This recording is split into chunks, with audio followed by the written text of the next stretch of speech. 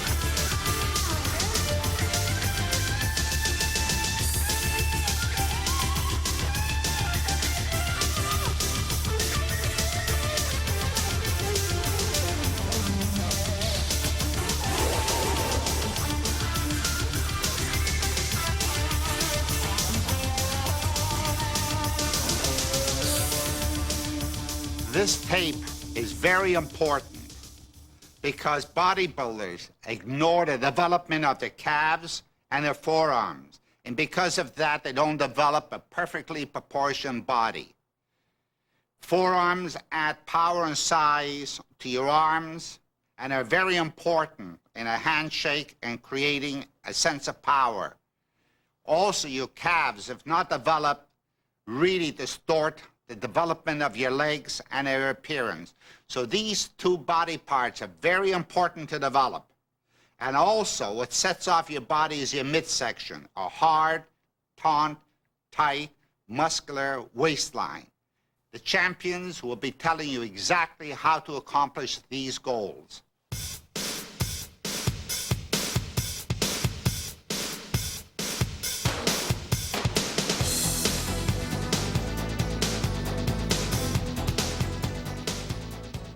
The calf consists of two muscles, one inner and the other outer. The outer muscle, the gastrocnemius, originates about the knee. The inner muscle, the soleus, originates below the knee. At the lower end, their tendons come together to form the Achilles tendon. The primary action of the calf muscles is to flex the foot, that is, to point the toe. Calves are among the most difficult muscles in the body to develop. For most of us, the calf muscles don't grow easily. In addition, many people have short calf muscles. A greater proportion of their overall calf length is tendon rather than muscle belly. The trouble many bodybuilders have in developing their calves is ineffective training methods. But if you follow the proper basic techniques for calf training, you give yourself the best possible chance to develop your calves to their genetic potential. The gastrocnemius, the outer head of the calf, flexes the foot and the leg and supinates the foot. The soleus, the inner head of the calf, flexes the foot. If you want maximum calf development, it's better not to work these muscles wearing modern athletic shoes. They act like springs on your feet, and the muscles don't do enough of the work. However, if you have very responsive calves, or if it's simply inconvenient, you can wear athletic shoes. But you'll get better results in your calf training if you wear non-supportive footgear like slippers, moccasins, or even working barefoot. We'll be describing the principal exercises of these muscles in a moment, but some techniques apply to all. In performing any gastrocnemius movement, the knees must remain locked throughout the entire range of motion. As we've learned, the gastrocnemius attaches above the knee, and keeping the legs straight stretches this muscle to the maximum. This gives you a more complete contraction. When you do any kind of calf raise, come up forward onto the big toe rather than letting your foot roll over toward the other four toes. This is a technique that's always been advocated by the great champion Steve Reeves. Raising up on the big toe allows you to achieve a total peak contraction of the calf muscles. You'll lose contraction if you let your ankle flex and let the foot roll over to the side. Work through as full a range of motion as possible, going all the way down and stopping to stretch the calves fully at the bottom. Then flex the foot and go up as high as you can on your toes. Partial range movements aren't as effective in calf training. In normal walking and running, the calves in a partial range activity sustain your entire body weight for extended periods of time. Therefore, partial range calf exercises are not as likely to add significant calf development. After each set of a gastrocnemius exercise, follow this procedure to maximize the results. Hold on to a bench or machine for support. Raise yourself up until you're standing on your toes on point like a ballet dancer. This way you're doing calf raises against only your body as resistance. There are no additional weights. The result will be total stimulation of your calf muscles.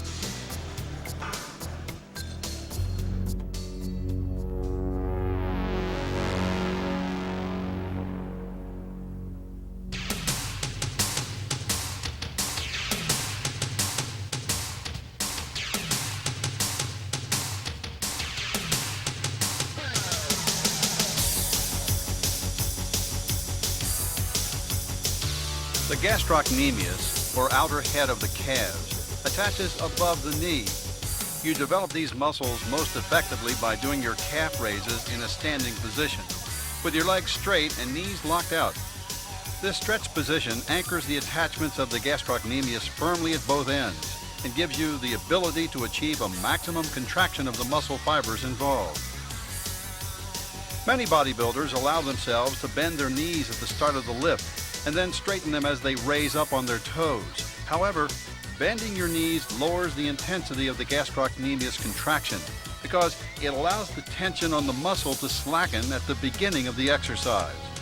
Also, bending the knees involves the thigh muscles in the effort, which further interferes with getting maximum effort from the calf muscles.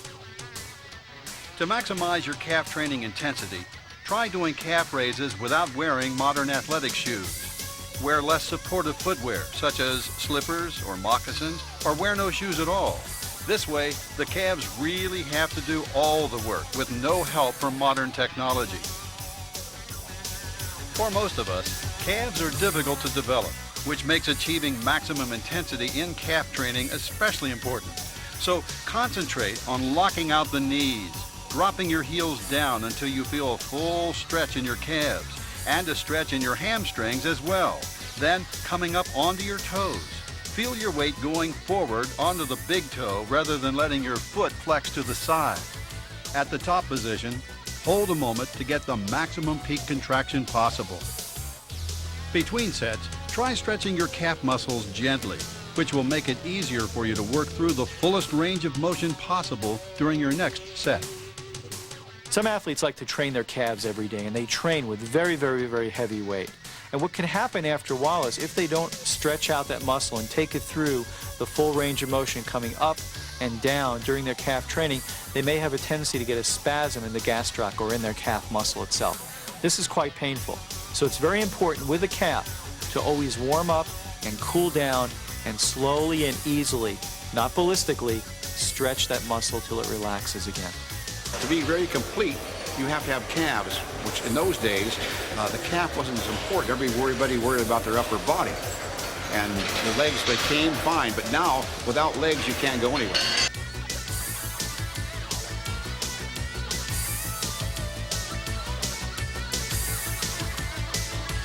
The soleus muscle of the calves lies beneath the larger gastrocnemius and attaches below the knee. When you do calf raises with your knees bent, the gastrocnemius is relaxed and the soleus is forced to do most of the work.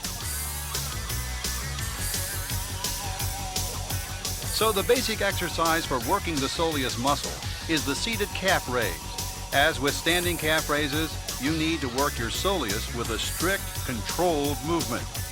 Lower the weight, stretching your calves to a maximum. Pause at the bottom, don't bounce the weight up, come up forward onto your big toe, and avoid letting your foot flex to the side. At the top of the movement, try to hold for a moment to achieve a total peak contraction of the soleus muscles.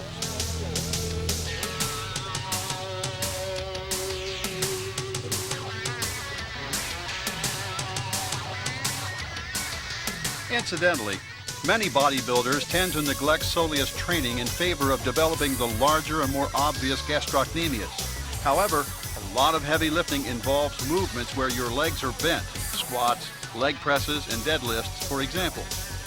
Doing these exercises, your gastrocnemius will be less involved than the soleus, so it's important to concentrate on sets of seated calf raises just as much as those in which your knee is locked out straight.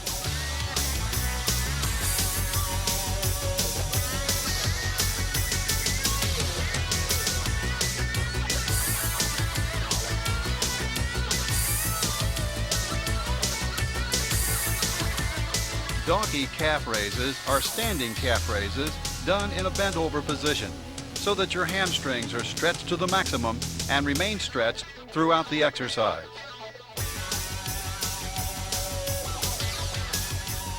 Stretching the gastrocnemius, as we've seen, gives you a more intense contraction of these muscles during the movement. When you stretch your hamstrings by bending forward from the waist, even more tension is put on the gastrocnemius muscles, which increases the intensity of your calf raises that much more. In fact, there are many old-timers in the sport who feel that donkey calf raises are the most effective calf movement there is, and that more modern bodybuilders would have better calves if they included more donkey raises in their calf training program. Donkey calf raises can be done on a machine, but there's a more traditional way of doing this exercise as well. Instead of a machine, you have another bodybuilder sit on your lower back, or really across the back of your hips. Looking at this exercise, it's easy to see how it got its name. It does resemble somebody riding a burro or donkey. Many bodybuilders prefer this method because having somebody sit on you like this gives you more feel than lifting against the dead weight of a machine.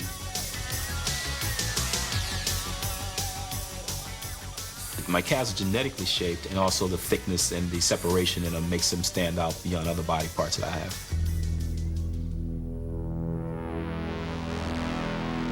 The calf routine. Standing calf raises. 4 to 5 sets of 15 to 20 reps.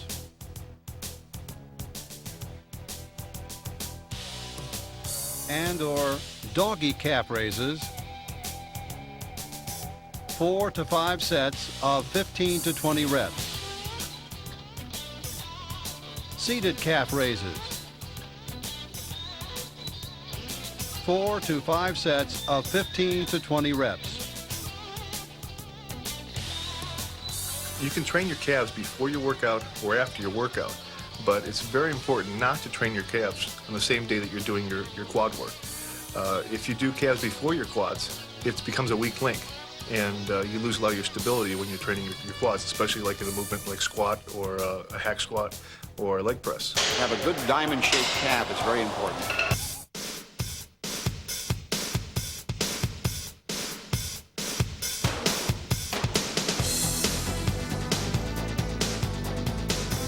The abdominal muscles originate at the bottom of the rib cage and attach to the pelvis.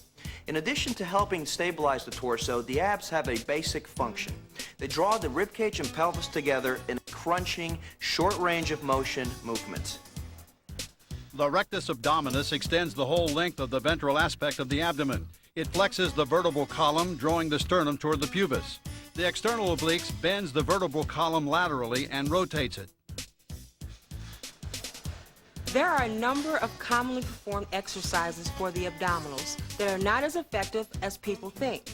Take regular sit-ups, for example. In sit-ups, you keep the upper body more or less rigid and raise the entire torso. In this way, the abs are only acting as stabilizers and are not working through a full range of motion. The only true training of the abdominals is when your rib cage and pelvis are drawn together. The spine flexes rather than staying rigid, as in the sit-up. The same thing is true of standard leg raises. Try this experiment. Stand up and grab hold of something for support. Put one hand on your abs and raise one leg. You won't feel the abdominals working at all because they attach to the pelvis, not to the leg. As in the case of sit-ups, when you lie on your back and do leg raises, the abs work primarily as torso stabilizers. The muscles you're really working in both leg raises and traditional sit-ups are the iliopsoas or hip flexors.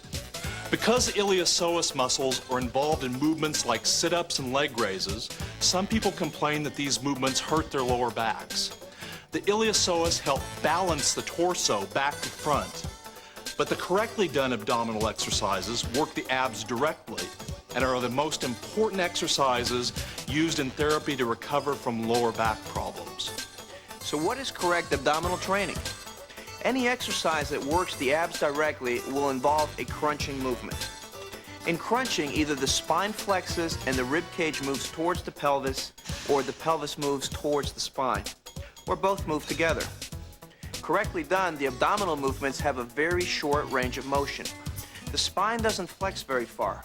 Proper technique involves fairly slow and deliberate movements with no quick pumping efforts. The muscles are crunched together and held in that position a moment for peak contraction. The crunch is then slowly released under full control back to the starting position.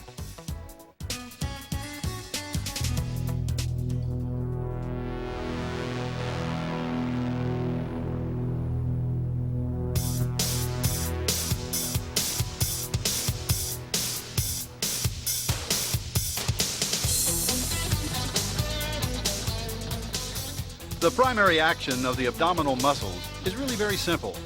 As they contract, they draw the rib cage and pelvis together. The range of motion of this movement is very short. All it is a kind of a crunch. You don't lift or derrick your torso up in the air. That action is a function of the hip flexors, not the abs. Your upper body rolls forward rather than sitting up.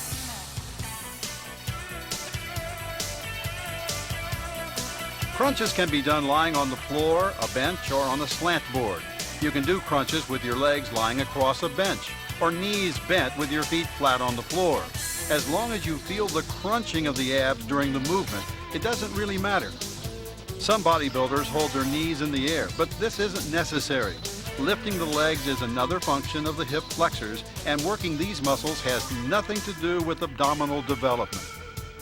Crunches should be performed in a deliberate, controlled manner. The harder you contract the abdominals during the movement, the more you're going to get out of the exercise. So when you do your crunches, concentrate on holding at the top for a maximum peak contraction, then lowering your upper body slowly back to the starting position under full control.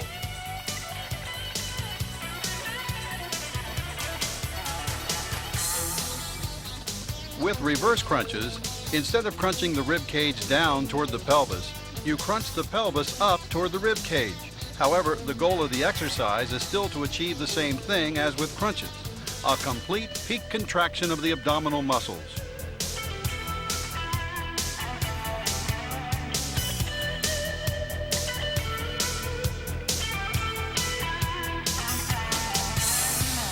Reverse crunches are not the same as leg raises. With leg raises, the pelvis stays flat on the bench and your legs are raised and lowered using the iliopsoas or hip flexor muscles. With reverse crunches, the entire pelvis is drawn up toward the rib cage and the legs simply provide extra resistance for your abs to work against. The extra weight of the legs makes reverse crunches more difficult than regular crunches, especially for bodybuilders with massive leg development. However, if you want to make this exercise even more intense, try doing it lying on a slant board.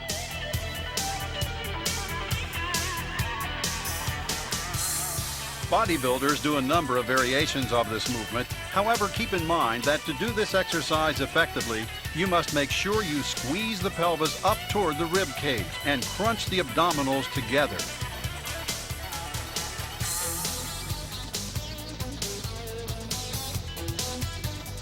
The scissors crunch is a medium intensity abdominal exercise that allows you to crunch your rib cage down toward your pelvis and your pelvis up toward your rib cage at the same time. Concentrate in this exercise on continuous tension, full range of motion, and the full contraction at the top of the movement. Because you're not working against a lot of resistance, you can try going for higher reps and a really good burn.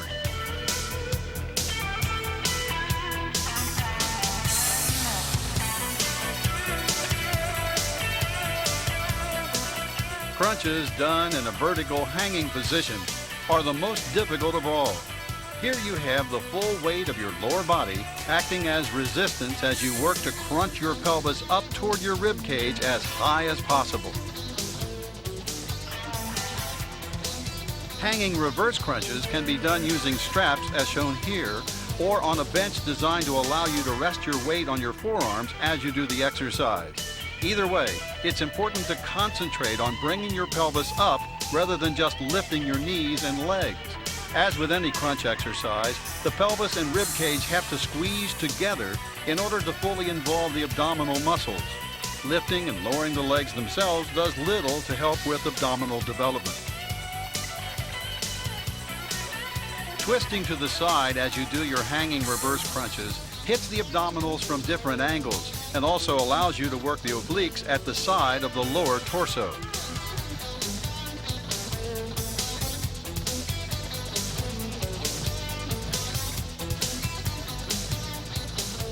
You can do a crunching movement holding onto a cable as demonstrated here, or kneeling on the floor holding onto a rope attached to an overhead pulley.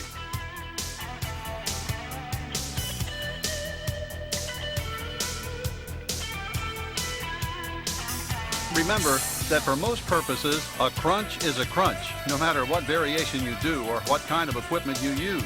It's the crunching feeling you get as you contract your abdominal muscles and bring your rib cage and pelvis together that makes any kind of ab exercise most effective.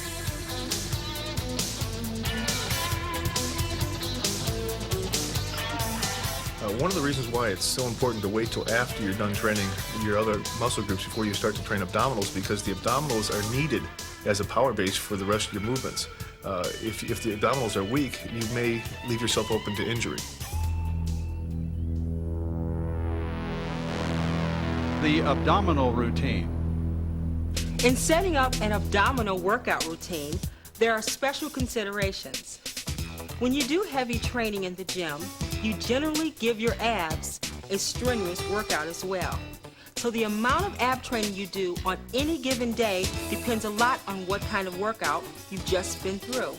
For example, if you've done a lot of heavy squats and leg presses, you'll find your abs are probably already tired and don't need that much work. 3 to 5 sets of 2 of the abdominal exercises, such as crunches and reverse crunches. Now that would be a reasonable workout. You could do more if you felt particularly strong that day. Really, a lot depends on how hard you crunch the muscles at the top of the exercise. By crunching harder and holding this peak contraction longer, you're going to significantly increase the intensity because you fatigue the ab muscle a lot more quickly than if you go from full extension to full contraction without putting in that extra effort. You should plan to do about 20 repetitions per set, less if you include full intense peak contractions. An exercise like the hanging reverse crunch is so demanding that many competitive bodybuilders with their massive leg development can hardly do them at all. Including these in your workout means your overall volume of ab training will be less, even though the intensity may be even greater. The abdominals are just like any other muscle. I think that they have to be worked, you know, in order to get the right look. Would you work them daily, or would you work them at 2 or 3 times a week, or how would you work the stomach? Again, I think that they're like other muscles. If you work them daily, you're going to overtrain them. Right.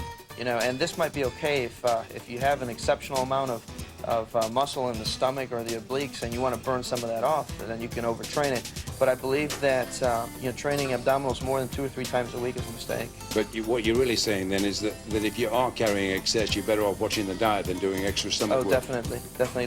They're two mutually exclusive things. Crunches are scissor crunches.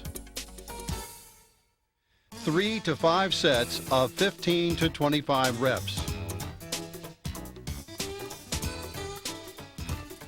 Reverse crunches, slant board reverse crunches, or hanging reverse crunches.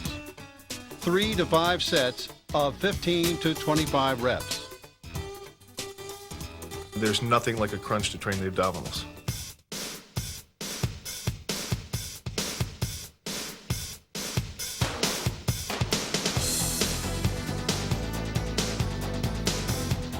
The function of the forearm is to flex and extend the wrist and hand. Like the calves, the forearms are difficult muscles to build. But also like the calves, if they're exercised correctly, anyone can expect to make substantial gains in forearm strength and size. A limiting factor, again, like the calves, in forearm development is the comparative length of muscle and tendon. The longer the tendon, the shorter the muscle belly, lessening the potential for forearm muscle mass. The palmar muscles at the underside of the forearm flex, abduct, and pronate the hand. The dorsal muscles located on the top of the forearm extend, adduct, and supinate the hand.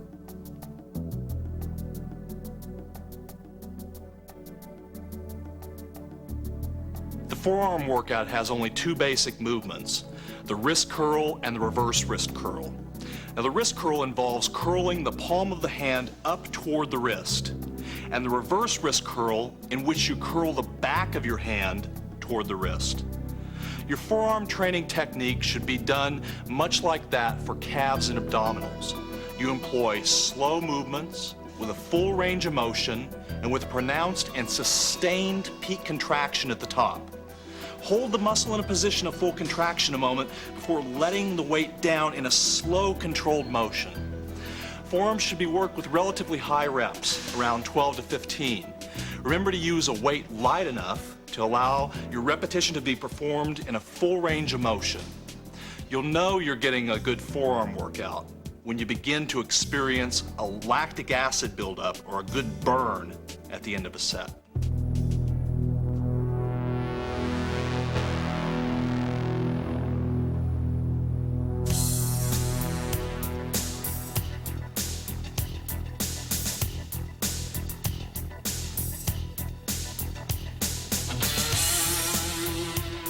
Forearms, like calves, are relatively difficult to develop unless you are genetically gifted with highly responsive forearm muscles. Part of the equation is the actual length of the muscle belly. If you have short forearm muscle and relatively long tendon attachments, achieving really massive forearms can be highly demanding. The key to effective forearm training is to isolate the forearm muscles as much as possible. Wrist curls develop the forearm flexors. To do wrist curls effectively, keep your forearms flat on the bench so that only your wrists move. Slowly bend your wrists, keeping the movement slow, deliberate, and concentrated. Lower the bar as far as possible, pause at the bottom, then curl your wrists up as far as you can, feeling the forearm muscles fully contract at the top. If you want good arms, not just good biceps and triceps, you gotta train your forearms. Everybody wants to see the forearms. It makes a nice, complete arm. Reverse wrist curls work the forearm extensor muscles. To stabilize your forearms, place them across a preacher bench, palms facing downward, or kneel down and place them across a flat bench. Again, the key is to isolate these muscles as much as possible. don't use such a heavy weight that you have to use your biceps to help curl the weight up. The forearm extensor muscles are considerably weaker than the flexors, so you'll find you're using a lot less weight with reverse wrist curls than with wrist curls. This exercise is the direct reverse of wrist curls. Using a slow, deliberate movement, bend the wrists and lower the bar down as far as possible. Pause at the bottom, then curl the back of the hand up as far as you can. Feel a concentrated, continuous tension throughout the movement. Quick and jerky movements are not recommended. At the top, go for a full peak contraction to put maximum intensity into the reverse wrist curl movement.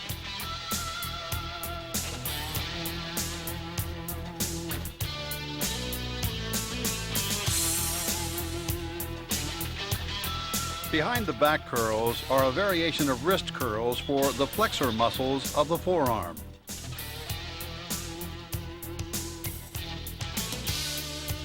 With this movement, you don't get the same feeling of full range of motion, continuous tension, that you do with wrist curls. But because you're holding the bar at arm's length behind you, you do achieve a great deal of forearm isolation. And a lot of bodybuilders like that feeling of being able to achieve an even more forceful peak contraction of the forearm muscles.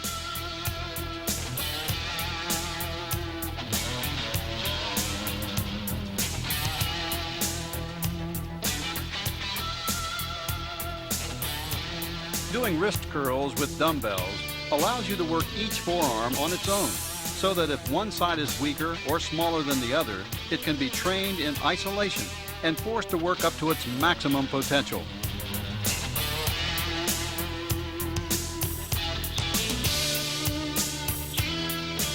Because your wrist is not locked into one angle of attack, as it is when you're holding onto a barbell, you can pronate or supinate your hand slightly during the lift, which allows you to train at whatever angle feels the best and most reduces any unwanted stress on the wrist.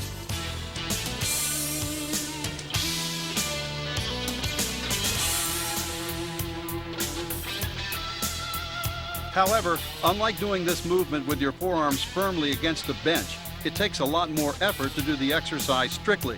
Therefore, you need to concentrate as fully as possible on form, control, technique, full range of motion, and achieving the maximum possible peak contraction at the top of the movement.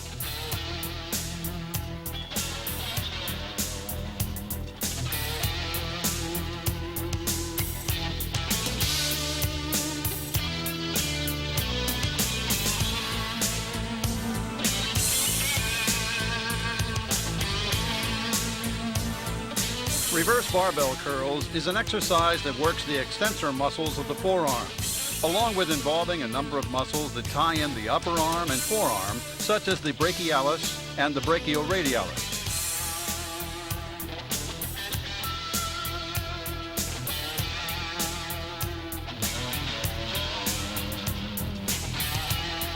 Reverse barbell curls should be done very strictly, with moderately light weight. Heavier exercises using this same movement, traditional power cleans for example, put an awful lot of stress on the forearms and elbows and can easily lead to injury. Instead, lift and lower the bar in a smooth, controlled manner. Flex your wrist up and back as you lift, if you feel the need for additional intensity.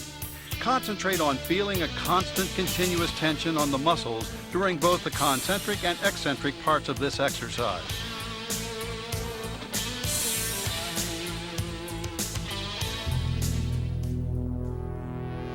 Forearm routine number 1. Barbell wrist curls. 3 sets of 12 to 15 reps.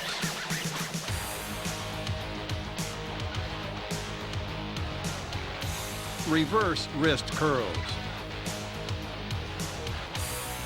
3 sets of 12 to 15 reps.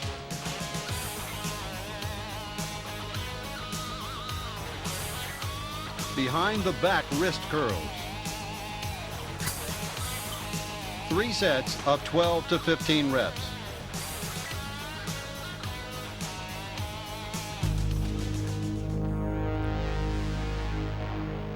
Forearm routine number 2. Dumbbell preacher wrist curls. 3 sets of 12 to 15 reps.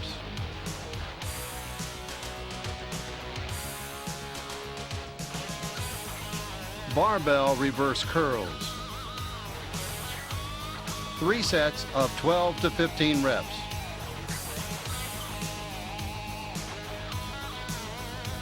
Behind the back wrist curls.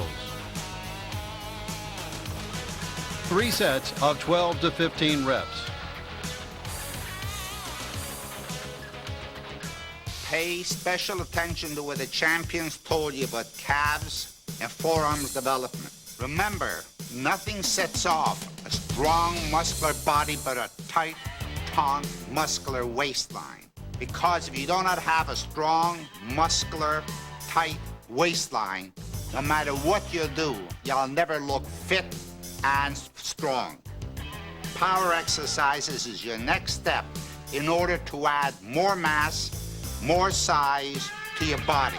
There isn't a single bodybuilder, professional or amateur, who has developed a strong, rugged, powerful body without utilizing power exercises. I work every body part as hard as the next body part because I believe that you're only as strong as your weakest body part. You can get to the top. Just don't listen to what any negative people have to say to you. You know what you have to do. Now just go ahead and do it. The motivation has to come from within. I can sit here and I can say, you know, honey, you're 5 pounds overweight, you're 10 pounds overweight. You should really start thinking about your health and about your look and about your heart and your lungs and about all that stuff. But you won't ever make a change in your diet, in your training regimen, in the way you feel about yourself until you in your own heart want to make that change. You got to find out what works best for you. For myself, I found out that just being good wasn't enough. You know, I found out that by doing a little meant I had to do a little bit more, and too much was never enough. When you give your body what it's hungry for, it somehow responds in such a way, and it rewards you in such a way that you have such a great-looking body that you wonder why you didn't weight train in the first place. I don't understand how a woman couldn't want to improve themselves physically. I think all women want that. You know, you don't need to go to the extremes that somebody like myself would go to. Probably, 45 minutes 3 times a week would be enough. The average person who just wants to improve their fitness and their appearance. The shapelier I get, the more compliments I do get. Even though I'm more muscular than the average woman, it's the shape that's important, not so much the size. You have to pick your rear end up off that couch or whatever you're doing, sitting there watching TV, eating pizza, whatever it is, and get up and do it. That's the reason I'm into bodybuilding, because it gives me confidence and independence, and it makes me feel strong. I feel like I can conquer the world. Bodybuilding in general is a great overall form of physical education.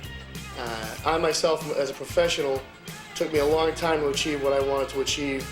I mean, not everybody who starts bodybuilding is going to be a professional. It's a very difficult sport, it takes a lot of time.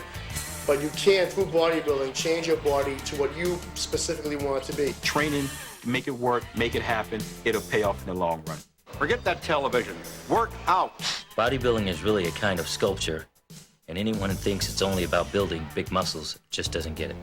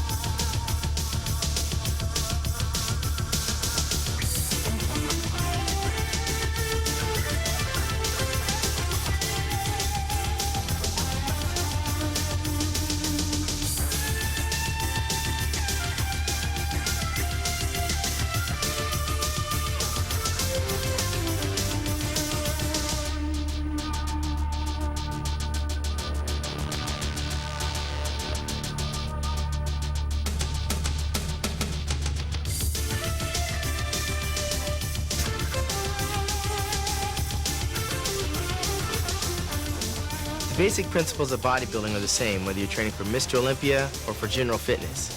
And that's what the Weider system is all about.